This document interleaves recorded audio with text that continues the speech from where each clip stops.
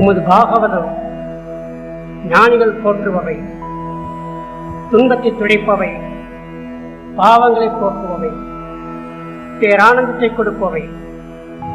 இத்தகைய பெருமைகளுடைய பாகவத் கதையை கேட்டுக்கொண்டிருக்கும் அனைத்து பக்தர்களின் இதயங்களை விட்டிருக்கும் அந்த இறைவனுடைய திருவடிகளுக்கு இன்னும் நமஸ்காரங்கள். இன்று என்றும் எப்போதும் ஆனந்தம் தரும் பாகவத் கதையில் பகீரதனும் கங்கா நதி தரும் செய்திகளை பற்றி பார்ப்போம். மன்னன் பகீரதனை பார்ப்பதற்கு முன்பாக பாவங்களை போக்கும் கங்கா நதியை பற்றி இப்போது நாம் பார்க்கும் பொழுது, அந்த நதியானது ஆதி காலத்தில் எங்கே ஆரம்பமானது என்று பார்க்கும் பொழுது பல ஆச்சரியங்களும் அதிசயங்களும் நிறைந்ததாக காணப்படுகின்றது. கங்கா நதி மேலோகத்தில் இருந்ததாக புராணங்கள் கூறுகின்றன. கங்கா நதி எதற்காக மேலோகத்தில் பாய்ந்து கொண்டிருந்தார் என்பதை பார்க்கும் பொழுது, பகவான் ஸ்ரீமன் நாராயணனுடைய அவதாரங்களில் 5வது அவதாரமாக உள்ள வாமன அவதாரத்தை நாம் பார்க்கும் பொழுது, பகவான் வாமன அவதாரமாக பூலோகத்துக்கு வருகின்றார். அவ்வாறு வருகின்ற சமயத்தில் மகாபலி மன்னரிடம் வாமன தேவர் யாசகம் கேட்கின்றார். மகாபலி சக்கரவர்த்தி அவர்கள் பெரும் புண்ணியம் செய்தவர்கள். காரணம் என்னவென்றால், ஆண்டவனே அவரிடம் கையேந்துகிறார் என்றால் எந்த அளவுக்கு அவர் புண்ணியம் பெற்றவர். அவ்வாறு ஸ்ரீமன் நாராயணர் அவர்கள் வாமன அவதாரம் எடுத்து வந்து மகாபலி சக்கரவர்த்தியிடம் 3 அடி அவர் நிலத்தை கேட்கின்றார். அவ்வாறு கேட்கின்ற சமயத்தில் மகாபலி சக்கரவர்த்தி அவர்களும் கொடுத்து விடுகின்றார். அவ்வாறு கொடுக்கின்ற சமயத்தில் வாமன அவதாரமான ஸ்ரீமன் நாராயணர் அவர்கள் 1 அடியில் பாதாள லோகத்தையும் பூலோகத்தையும் அளந்து விடுகின்றார். 2வது அடியில் அவர் மேலோகத்தில் அளக்கும் பொழுது அவருடைய பாதமானது மேலோகத்தில் இருக்கின்றது. அவ்வாறு இருக்கின்ற சமயத்தில் பிரம்மதேவர் அவர்கள் ஸ்ரீமன் நாராயணனுடைய பாதத்தை கண்டவுடன் அவர் தன்னுடைய கமண்டலில் உள்ள மந்திர நீரால் அதற்கு பாதாபிஷேகம் செய்கின்றார். எப்போது பிரம்மதேவருடைய கமண்டலில் உள்ள இந்த மந்திர நீரானது ஸ்ரீமன் நாராயணனுடைய பாதத்தில் பட்டதோ, அந்த நீரானது சக்தி வாய்ந்த பாவங்களை போக்கும் கங்கா நதியாக மாறி மேலோகத்தில் பல பலங்களை கொடுத்து கொண்டிருக்கின்றார். இவ்வாறாக கங்காதேவி அவர்கள் மேலோகத்தில் வந்ததாக கூறப்படுகின்றது. அவ்வாறு பாவங்களை போக்கும் கங்கா நதி மேலோகத்தில் இருந்த காரணத்தினால் அந்த நதி எதற்காக பூலோகத்தில் வர வேண்டும் என்று பார்க்கும் பொழுது, ஆதி காலத்தில் சாகரன் என்ற மன்னன் பல நாடுகளை ஆண்டு வந்தான். சாகரன் என்பது விஷத்தோடு பிறந்தவன் என்று பொருள். அது எப்படி விஷத்தோடு பிறந்தான் என்று பார்க்கும் பொழுது, சாகரனுடைய அம்மா அவர்கள் கர்ப்பமாக இருக்கின்ற சமயத்தில் அவருடைய அம்மாவுடைய எதிரிகள் உணவில் விஷத்தை கலந்து கர்ப்பத்தில் உள்ள குழந்தையை கொல்வதற்காக ஏற்பாடு செய்கின்றனர். அவ்வாறு செய்கின்ற சமயத்தில் அவருடைய குருவான ஔரக மகரிஷி அவர்கள் அந்த விஷமானது குழந்தையை பாதிக்காத வண்ணம் அந்த குழந்தையை அவர் வெளியே எடுக்கின்றார். அவ்வாறு குருவால் சாகரன் வெளியே வந்தான் என்ற ஒரு பெருமை சாகரனுக்கு கிடைக்கின்றது. அன்பான பக்தர்களே, ஒவ்வொருவரும் வாழ்வில் குரு அவசியம், குருவரில் இல்லையே திருவருள் இல்லை என்று பழமொழி சொல்வார்கள். அதே போன்று குரு நினைத்தால் சாதாரண மாணவனை சரித்திர மாணவனாக ஆக்கும் சக்தி குருவிற்கு இருக்கிறது என்று எல்லோரும் புரிந்து கொள்ளுங்கள். உதாரணமாக சாதாரண சாகரனை மன்னனாக்கி சரித்திரம் போற்றும் அளவுக்கு அந்த சாகரனை உருவாக்கியவர் குரு என்பதை எல்லோரும் உணர்ந்து கொள்ளுங்கள். இவ்வாறு சாகரன் பல நாடுகளை ஆண்டு வந்த காரணத்தினால் தன்னுடைய வலிமையை பல நாட்டு மன்னர்கள் உணர வேண்டும் என்பதற்காக அவன் ஒரு அஸ்வமேத யாகம் நடத்துகின்றான்.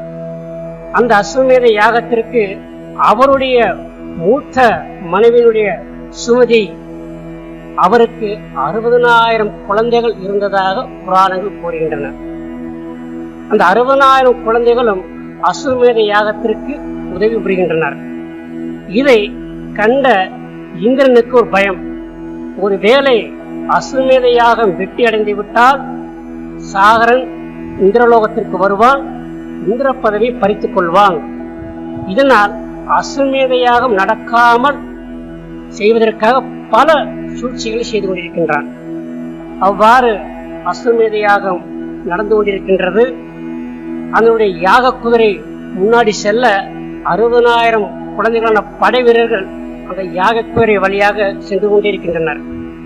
அவ்வாறு இருக்கின்ற சமயத்தில் ஒரு நாள் இரவு இந்திரனானவன் தன்னுடைய மாயஜால வித்தையால் யாருக்கும் தெரியாமல் அந்த யாக குதிரையை எடுத்துக்கொண்டு பாதாள லோகத்தில் உள்ள கபிலமுனி ஆசிரமத்தில் அந்த முனிவருக்கு தெரியாமல் அந்த ஆசிரமத்தில் யாக குதிரையை கட்டிவிட்டு மறைந்து விடுகின்றான். இரவில் அந்த சாகரனுடைய படை வீரர்கள் யாக குதிரையை காணவில்லையே என்று அவர்கள் தேடி அலைகின்றனர். அவ்வாறு இருக்கின்ற சமயத்தில் சாகரனுடைய குருவான ஔரக மகரிஷி அவர்கள் தன்னுடைய ஞான திருஷ்டியால் காண்கின்றார். இந்திரன் பாதாள லோகத்தில் அந்த குதிரையை வைத்துள்ளான் என்ற செய்தியை சாகரனுடைய படைவீரர்களுக்கு சொல்கின்றார். இவ்வாறு படைவீரர்கள் பாதாள லோகத்திற்கு செல்கின்றனர். சென்றவுடன் இந்த கபிலமுனி ஆசிரமத்தை பார்க்கின்றனர். அங்கு யாக குதிரை கட்டப்பட்டிருக்கின்றனர். அவர்கள் அவசரப்பட்டு ஒரு தவறு செய்து விடுகின்றனர். அன்பார்ந்த பக்தர்களே, வாழ்க்கையில் உயர்ந்த தானம் நிதானம் என்பதை உணருங்கள். ஒவ்வொரு நிமிடமும் நிதானத்தோடு அறிவுபூர்வமாக செயல்பட வேண்டும். இல்லாவிட்டால் பல பிரச்சனையோடு நம்முடைய வாழ்க்கை நிம்மதியிலிருந்து காணப்படும். தகுதிக்கு மேல் ஆசைப்படுவதால் கடைசி வரை கால வரையின்றி நிம்மதி இல்லாமல் சில குடும்பங்கள் இன்றும் வாழ்ந்து வருகின்றன. இவ்வாறு சாகரனுடைய படை வீரர்கள் நிதானத்தை இழந்து அவசரப்பட்டு முனிவர்தான் இந்த குதிரையை எடுத்து வந்திருப்பார் என்று தவறாக நினைத்து அவரை தாக்குவதற்கு செல்கின்றனர். தவத்தில் இருந்த அந்த முனிவர் தாக்க வந்த படை வீரர்களை கோபத்தோடு பார்க்கின்ற சமயத்தில் இந்த 60,000 பேரும் சாம்பலாக 60,000 சாம்பல் புதியலாக காணப்படுகின்றனர். இவ்வாறு இருக்கின்ற சமயத்தில் பக்தர்களே, நிதானம் சரியான முடிவு இல்லை என்றால் இது போன்ற பேரழிவு ஏற்படும் என்பதை உணர்ந்து கொள்ளுங்கள். சான்றோர்களின் அறிவுரைப்படி தினசரி வாழ்க்கையில் நிதானமாக செயல்பட்டால் நிம்மதியாக நாம் வாழ்க்கையை பெறலாம் என்பது எல்லோரும் உணர்ந்து கொள்ளுங்கள். யாக குதிரையை தேடிச் சென்ற தன்னுடைய புதல்வர்களை காணவில்லை என்று சாகரன் மன்னன் நினைத்துக் கொண்டிருந்தான். அவ்வாறு நினைத்துக் கொண்டிருக்கிற சமயத்தில் இந்த செய்தியானது சாகரனை அடைகின்றது. சாகரன் தன்னுடைய 2வது மனைவி கேசனி, அவருடைய பேரனான அம்சுமான், அவனை கூப்பிட்டு, நீ நம்முடைய குழந்தைகளை எங்கிருக்கின்றார்கள், என்ன செய்கின்றார்கள் என்று படையோடு அங்கு சென்று பார்த்து வா என்று சாகரன் மன்னன் அனுப்புகின்றார். அவ்வாறு சாகருடைய பேரன் அம்சமான் அதி புத்திசாலி, அதிக பக்தி கொண்டவன், சமயோஜித கொண்டவன். இந்த அம்சமன் தன்னுடைய படை வீரர்களோடு பாதாள லோகத்துக்கு செல்கின்றான். அங்கு பார்த்தோம் என்றால் 60,000 குவியலாக சாம்பலை பார்க்கின்றான். அப்போதே அம்சம் சுதாரித்துக் கொண்டான். அதே போன்று எங்கோ நம்முடைய படை வீரர்கள் தவறு செய்துள்ளார்கள் என்பதை யூகித்துக் கொள்கின்றான். அம்சமன் கபில முனிவருடைய ஆசிரமத்துக்கு செல்கின்றான். அந்த முனிவரிடம் சாஷ்டாங்கமாக நமஸ்காரம் செய்கின்றான். அவரை பற்றி சோஸ்திரங்கள் பாடுகின்றான். பணிவாகவும் பயபக்தியோடும் கைகட்டி நின்று கொண்டிருக்கின்றான். கபிலமுனி அவர்கள் எப்போது கண் திறப்பார் என்று. கபிலமுனி அவர்கள் கண் திறந்தவுடன் முன்னால் சாகருடைய பேரன் அம்சமான் நின்றிருப்பதை பார்த்து அவனுடைய பணிவையும் பயபக்தியும் கண்டு அவருக்கு ஆசீர்வாதம் கொடுக்கின்றார். கொடுத்துவிட்டு அவர் சொல்லுகின்றார், இத்தனை துன்பங்களுக்கு காரணம் இந்திரனுடைய சூழ்ச்சியே, அதனால் நீ கவலைப்பட வேண்டாம். முதலில் இங்குள்ள யாக குதிரையை எடுத்துக்கொண்டு அஸ்வமேத யாகத்தை முடித்துக் கொண்டு யாக குதிரை உங்கள் தாத்தாவிடம் கொடுத்து விடு என்று சொல்லிவிடுகிறார். அதே போன்று உன்னுடைய சிற்றப்பாக்கள் மொத்தம் 60,000 பேர் குவியலாக காணப்படுகின்றனர். அவர்கள் செய்த பாவத்திற்கு இதுதான் வினை. இவர்களுடைய பாவத்தை போக்க வேண்டுமென்றால் மேலோகத்தில் உள்ள கங்கா நதியை கீழே பூமிக்கு கொண்டு வந்து இந்த கங்கா நதியானது 60,000 சாம்பல் குவியலில் பட்டால் அவர்கள் உயிர் பெறுவார்கள் என்று சொல்கின்றனர். பக்தர்களே, வாழ்வில் தினசரி குரு பக்தியும் பிரார்த்தனை பயிற்சியும் மிக மிக அவசியம். தினசரி வாழ்க்கையில் குருவுடைய ஆசீர்வாதம் இருந்தால் பிரச்சனை இல்லாமல் பிரகாசமாக வாழலாம் என்பது இந்த கதையினுடைய கருத்தாக இருக்கின்றது. அதே போன்று அம்சமான் அந்த யாக குதிரையை எடுத்துச் செல்கின்றான். அஸ்வமேத யாகத்தை முடித்துக் கொண்டு இந்த யாக குதிரை தன்னுடைய தாத்தாவான சாகரனிடம் கொடுக்கின்றார். சாகரன் அந்த யாக குதிரையை வாங்கி கொண்டு தன்னுடைய நாட்டையும் அரசாட்சியையும் தன்னுடைய பேரனான அம்சமனிடம் கொடுத்து விடுகின்றார். கொடுத்து விட்டு தன்னுடைய மகன்களை காப்பாற்ற வேண்டும் என்பதற்காக காட்டுக்கு சென்று கங்கா தேவியை நோக்கி தவம் இருக்கின்றார். அதன் பின் அம்சமன் பின்னால் அவருடைய மகன் திலீபன், அம்சமன் தன்னுடைய மகனுக்கு அரசாட்சி கொடுத்து விட்டு அம்சமனும் கங்காதேவியை நோக்கி தவம் இருந்து செல்கின்றார். கடைசியில் திலீபன் அவனுடைய மகன் பகீரதன் அவனிடம் அரசாட்சி கொடுத்துவிட்டு எப்படினாலும் தன்னுடைய முன்னோர்களை காப்பாற்ற வேண்டும் என்பதற்காக கங்காதேவியை நோக்கி அவர் செல்கின்றார். இவ்வாறு கங்காதேவியை பூமிக்கு கொண்டு வர வேண்டும் என்பதற்காக 3 தலைமுறைகளாக அவர் தவம் இருக்கின்றனர். அவ்வாறு இருக்கின்ற சமயத்தில் பகீரதன் விடா முயற்சியோடும் தவ சக்தியோடும் பல ஆண்டுகள் மாதா கங்காதேவியை நோக்கி கடந்தோம் இருக்கின்றார். அவருடைய கடுமையான தவத்தை மெச்சிய காரணத்தினால் கங்காதேவி அவர்கள் பகீரதனுக்கு காட்சி தருகின்றார். அதோடு கங்காதேவி அவர்கள் சொல்கின்றார்கள், மேலோகத்தில் இருந்து நான் பூலோகத்தில் வர வேண்டுமென்றால் என்னுடைய அதிவேக சக்தியை பூமாதேவியால் தாங்கிக் கொள்ள முடியாது. அந்த அதிவேக சக்தியை தாங்க வேண்டுமென்றால் சிவபெருமானால்தான் முடியும். அதனால் நீ சிவபெருமானை நோக்கி தவம் இருந்து அவருடைய ஆசியை பெறு என்று சொல்கின்றார். இதை கேட்ட பகீரதன் திரும்பவும் சந்தோஷத்தோடு சிவபெருமானை நோக்கி பல ஆண்டுகள் தவம் இருக்கின்றார். எதற்காக? முன்னோர்களை காப்பாற்றுவதற்காக. அன்பார்ந்த பக்தர்களே, நம்முடைய வாழ்வு ஆரோக்கியமாக இருக்க வேண்டுமென்றால் நம்முடைய குடும்பம் ஆனந்தமாக இருக்க வேண்டும் என்றால் முன்னோர்கள் வழிபாடு மிக மிக முக்கியம். அதற்கு காரணம், இந்த உடம்பானது முன்னோர்களுடைய வழி பரம்பரையாக வந்தது. அவர்களுடைய ஆசீர்வாதம் இல்லாமல் இந்த உடம்பானது ஆரோக்கியமாக இருந்தார்.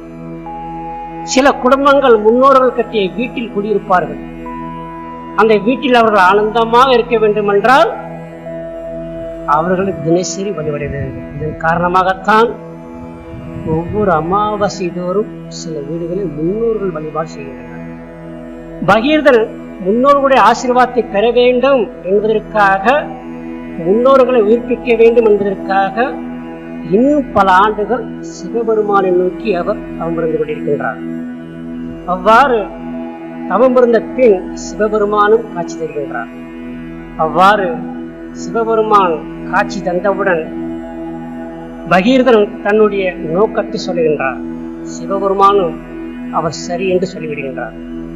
இவ்வாறு சிவபெருமான் பூலோகத்தில் இருக்க, மேலோகத்திலிருந்து கங்காதேவியானவர் சிவபெருமான் தலைமுடியில் விடுகின்றார். இதை பற்றி ஆழ்வார்கள் மிக அருமையாக பாடுகின்றனர். திருமால் திருவடி என்று அரண் திருவடியில் இறங்கிய கங்கை, அதாவது பெருமாளுடைய திருவடியில் உற்பத்தியான கங்கையானது ஈசனுடைய திருமுடியில் விழுந்து கொண்டிருக்கின்றார். அவ்வாறு சிவபெருமானையும் நாராயணரையும் ஒருங்கே இணைத்து அவர்கள் பாடுகின்றனர். இவ்வாறு சிவபெருமான் கங்கையை தாங்கிக் கொண்டிருக்கிற சமயத்தில் சிவபெருமானுடைய ஒரே ஒரு முடியை எடுத்துக்கொண்டு பூலோகத்தில் விடுகின்றார். அந்த ஒரு முடியிலிருந்து பறந்த கங்கை தான் இமயமலையில் கோமுக் என்ற இடத்தில் அந்த கங்கையானது ஆரம்பிக்கின்றது. இவ்வாறு கோமுக்கிலிருந்து கங்கா நதி ஆரம்பமாகி அந்த கங்கா நதியானது பல கிலோமீட்டர் தூரத்தில் உள்ள தேவப்பிரயாகை என்ற இடத்திற்கு வருகின்றார்.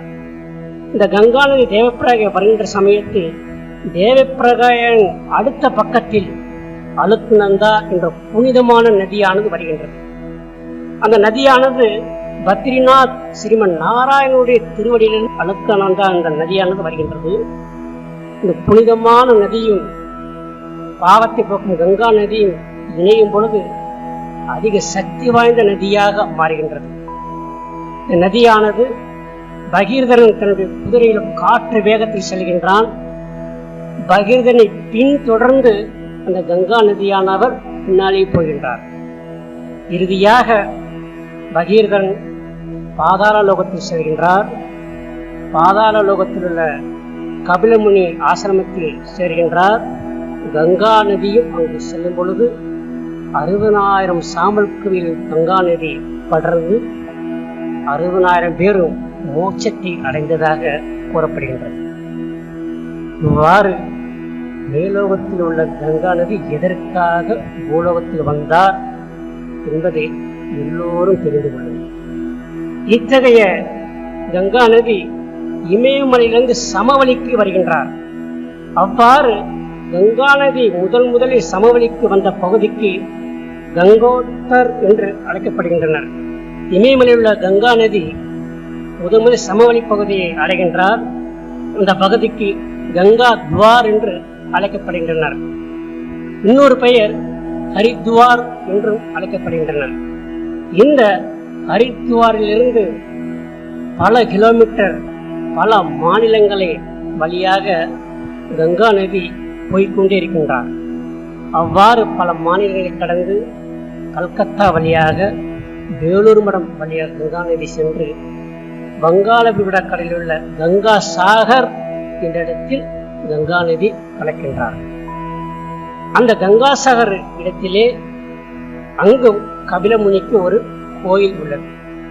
பக்தர்கள் கங்கா சாகரில் குளித்துவிட்டு அங்கு கபிலமுனியினுடைய ஆலயத்தின் வழிபட்ட வண்ணம் பலனடைந்த வண்ணம் இன்றிருக்கின்றனர்.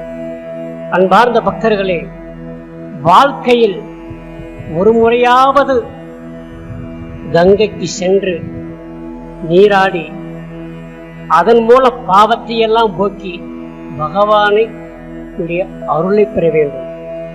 அது மட்டுமல்ல, குருவின் அருளால் சாதாரண சாகரன் சரித்திர சாகரனாக மாறினான்.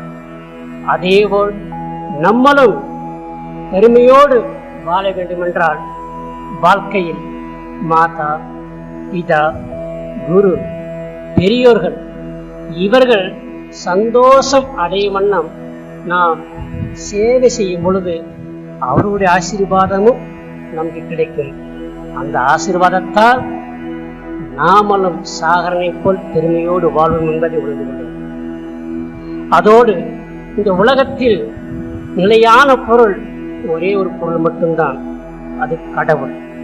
ஏனென்றால் பல பக்தர்கள் நிலையான இன்பத்தை அடைய வேண்டும், நிலையான நிம்மதியை பெற வேண்டும் என்ற எல்லோருக்கும் ஆசை உள்ளது.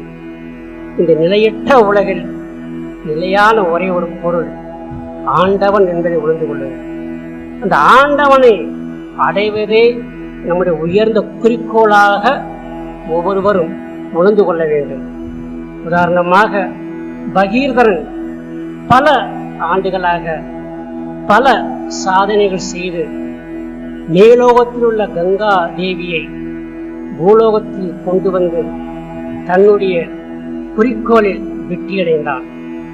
அதே மாதிரி நம்முடைய முக்கியமான குறிக்கோளான நிலையான பொருளான அந்த ஆண்டவனை அடைவதற்கு தினசரி பல சாதனைகள் செய்வதன் மூலம் ஆண்டவனுடைய ஆசீர்வாதத்தால் எல்லோரும் தினசரி எப்போதும் என்றும் ஆனந்தமாகவும் ஆரோக்கியமாகவும் அமைதியை பெற்று பலமோடு வாழ எல்லா வல்ல இறைவனை பிரார்த்தனை செய்து நாம் நிறைவு செய்கின்றோம்.